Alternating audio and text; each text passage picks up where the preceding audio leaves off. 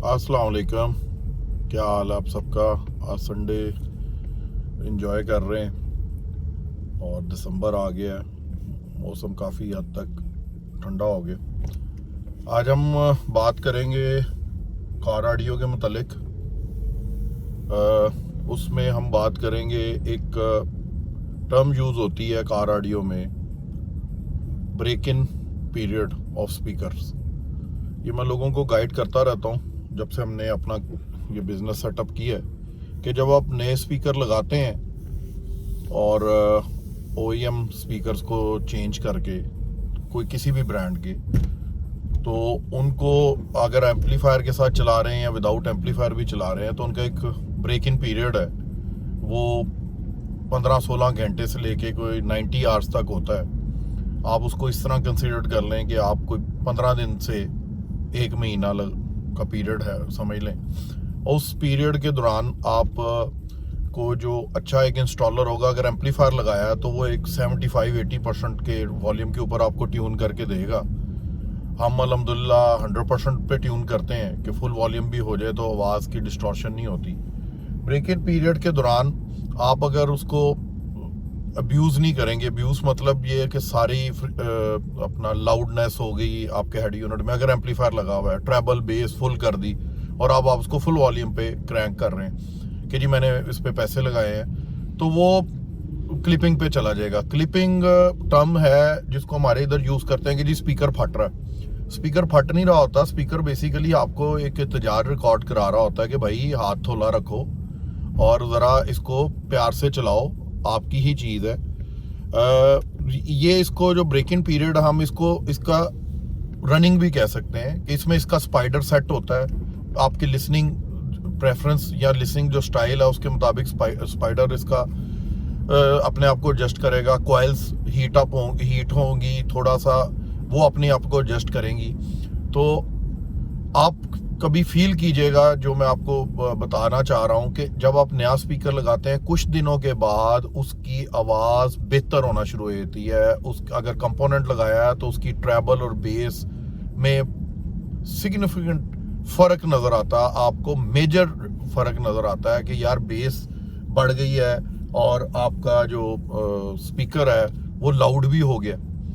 उसके दूसरी तरफ एम्पलीफायर का बर्निंग टाइम होता है, उसमें उसके कैपेसिटर गर्म होते हैं, एडजस्ट होते हैं, और अगर आप उसको भी प्रॉपर तरीके से यूज़ करते हैं एम्पलीफायर को भी, उसकी गेन्स वगैरह शुरू में 1 महीने के लिए कम पे रखते हैं तो वो भी कभी भी आपका एम्पलीफायर गर्म नहीं होगा, ये नहीं जिसको कहते हैं प्रोटेक्शन पे नहीं जाएगा, कभी ख़राब नहीं होगा।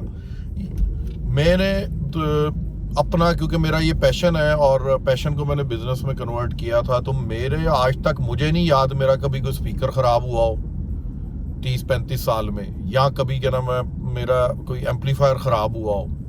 हाँ, नेग्लिजेंस हो सकती है, पानी चला गया एम्पलीफायर पे, कोई अगर सीट के नीचे लगा हुआ था, क्योंकि आज से 25 साल पहले आपके पास वो मेरान या करोला वगैरह गाड़ी होती थी तो ट्रंक में लगाने का रवाज नहीं था, सीट के नीचे लगाते थे तो पानी गिर गया, तो वो एक अलग इशू है। बट वो कभी चलाने से कभी ख़राब नहीं हुए स्पीकर वगैरह एम्पलीफायर। इसलिए हमेशा याद रखिए, एक तो ब्रेक इन पीरियड और दूसरा बर्निंग टाइम, ये दोनों उनका जो है वो उनका उसका ख्याल रखिए, उसको कंप्लीट होने दे, उसके बाद आप इंजॉय करें उसको, वो आपको कभी भी तंग नहीं करेगा। ऐसे ही है जैसे आप गाड़ी लेते हैं या बाइक लेते हैं तो आप उसकी एक रनिंग रखते हैं। हाँ, ये आप कह सकते हैं कि जी वो पहले दिन जब कंपनी ने भेजा है, कंपनी ने उसको ब्रेक इन किया होता है, लेकिन वो एक हद तक किया होता है, ठीक है। वो उसको चेक करते हैं, उसके ऊपर उसको ओके की स्टैंप लगती है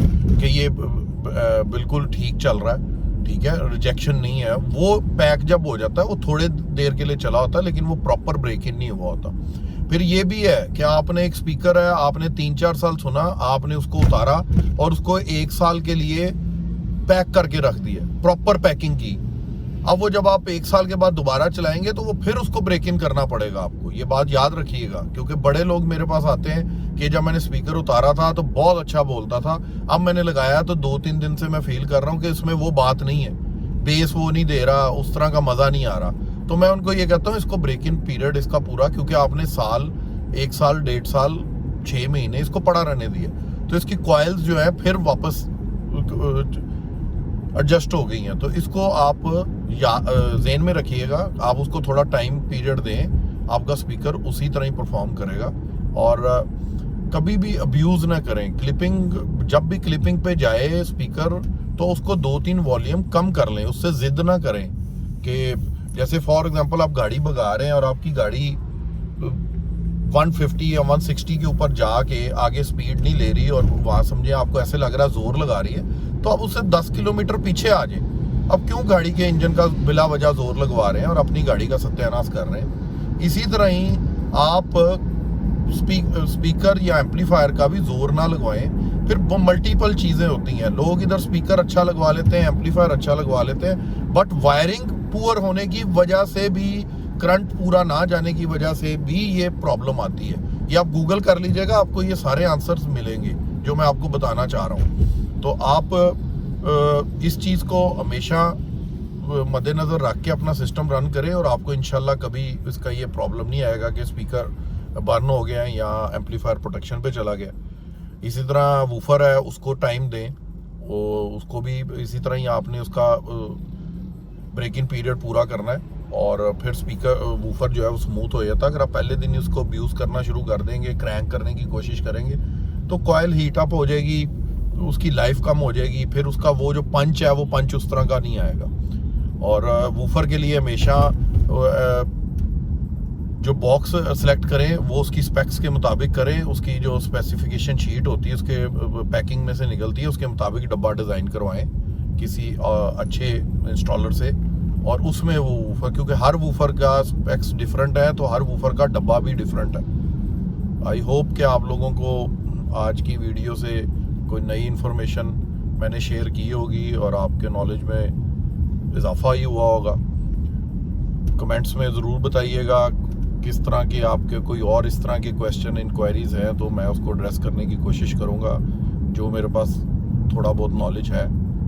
और अपना ख्याल रखिएगा, दुआओं में याद रखिएगा, चैनल को सब्सक्राइब और शेयर ज़रूर कीजिएगा। थैंक्स अ लॉट, खुदा हाफिज़।